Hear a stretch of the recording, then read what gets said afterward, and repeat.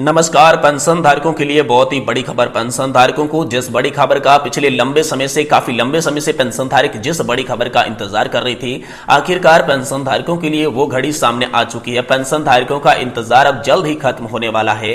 Pension धारकों की pension बढ़ोतरी को लेकर बड़ी खबर सामने आई है। आम लोकसभा 2024 के चुनाव से पहले आप सभी के लिए बहुत ही बड़ी खुशखबरी, क्योंकि 2023 के एंड में जो विधानसभा चुनाव होने वाले हैं उसको देखते हुए केंद्र की मोदी सरकार एक्शन में आ चुकी है और पेंशन धारकों के लिए बड़े बड़े ऐलान पीएम मोदी की सरकार कर रही है।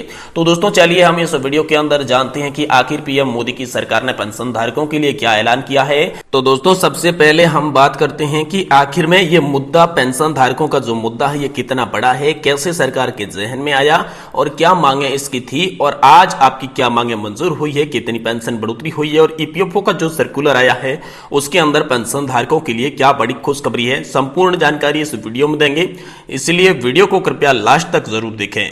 सबसे पहले सरकार के जहन में यह मुद्दा इसीलिए आया क्योंकि लगातार पिछले 3-4 सालों से जो पेंशन धारकों की मांगों को लेकर नेशनल एजुकेशन कमेटी, जो एनएससी राष्ट्रीय संघर्ष समिति है, वो लगातार एक्शन में दिखाई दे रही है। राष्ट्रीय संघर्ष समिति के कमांडर अशोक जी रावत जगह जगह पर धरना प्रदर्शन कर रहे हैं, रैलियां कर रहे हैं, जिसको लेकर जंतर मंतर पर पिछले ही कुछ दिनों में एक बड़ा आंदोलन किया गया था। जब संसद का मानसून सत्र चल रहा था तो संसद के मानसून सत्र के बराबर में जब यह आंदोलन हो रहा था तो इस आंदोलन को मद्देनजर रखते हुए संसद के मानसून सत्र के अंदर आपकी पेंशन का मुद्दा उठा था, जिसमें अनेक नेताओं ने आपकी पेंशन की आवाज उठाई थी कि पेंशन धारकों की जो मांगे हैं वो जायज है और पेंशन धारकों की मांगे पूरी होनी चाहिए।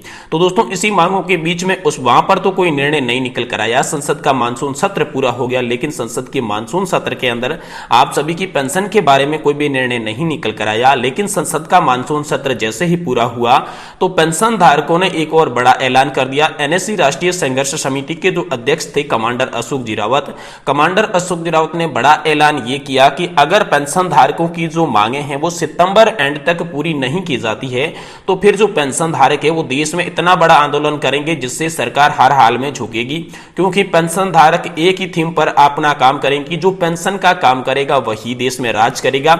और पेंशन धारकों ने ये कैलकुलेशन भी बता दिया कि 75 लाख जो पेंशन धारक है और 1 करोड़ कर्मचारी है, अगर वह नाराज हो गए तो दोस्तों 2 करोड़ के करीब वह वोट हो जाते हैं और एक व्यक्ति के अंडर में अगर 5 वोट मान लिए जाते हैं तो दोस्तों 10 करोड़ के आधार मतदाता हो जाते हैं और 10 करोड़ मतदाता देश की राजनीतिक व्यवस्था में राजनीतिक पार्टी को सत्ता पक्ष या फिर विपक्ष बनाने में बहुत ही बड़ा भूमिका निभाता है। तो इसीलिए यहां पर नरेंद्र मोदी की केंद्र सरकार के जहन में यह मुद्दा आया कि पेंशन धारकों का मुद्दा बड़ा है, अब पेंशन धारकों के मुद्दे पर हमें एक्शन लेना चाहिए वरना टाइम निकल जाएगा। तो दोस्तों केंद्र की मोदी सरकार ने यह आश्वासन दिया था कि सितंबर एंड होते होते आप सभी के पेंशन बढ़ोतरी की जो मांगे हैं उस पर गौर किया जाएगा, चिंतन मंथन और विचार किया जाएगा और जिसके बाद आपकी पेंशन बढ़ोतरी कर दी जाएगी। तो अब सितंबर का टाइम एंड होने वाला है, लेकिन सरकार की अभी भी कोई एक्शन में नहीं नजर आ रही है। इसको लेकर एक बार फिर कमांडर अशोक जी रावत ने यहाँ पर ऐलान किया है, जगह जगह पर यहाँ धरना प्रदर्शन और रैलियां कर रहे हैं। अगर ये मांगे पूरी नहीं होती है तो दोस्तों एक बार फिर से देश में बड़ा आंदोलन किया जाएगा। साथ ही दोस्तों अगर आप पेंशन धारक है, कहाँ के रहने वाले हैं, कहाँ से हमारा ये वीडियो देख रहे हैं, आप हमें ये कॉमेंट बॉक्स के अंदर जरूर बताएं। साथ ही अगर आपका कोई सवाल है तो वो भी हमें कॉमेंट बॉक्स के अंदर पूछ सकते हैं, आने वाले वीडियो में हम इसका भी जवाब देने की कोशिश करेंगे। साथ ही आपको कितनी पेंशन मिलती है, आपने कैसी सैलरी दी है, आपने कितना कंट्रीब्यूशन किया है, ये आप हमें कमेंट बॉक्स के अंदर कमेंट करके जरूर बताएं, ताकि आने वाली वीडियो के अंदर हम आपको ईपीएफओ और सरकार का जो भी सर्कुलर आया है, नया सर्कुलर, उस सर्कुलर के हिसाब से आपको कितनी पेंशन बढ़कर मिलने वाली है, ये पेंशन का कैलकुलेशन हम आपको बताने वाले हैं। तो दोस्तों आप कमेंट करके हमें ये जरूर बताएं कि आपको कितनी पेंशन मिल रही है और आपने कितना योगदान किया था, कितने साल की आपने सर्विस दी थी और कब आप रिटायर्ड हुए थे। तो आपको ये जरूर बताना है, हम आने वाली वीडियो के अंदर इसके बारे में पूरी जानकारी देंगे। आज की वीडियो को देखने के लिए आपका बहुत बहुत धन्यवाद।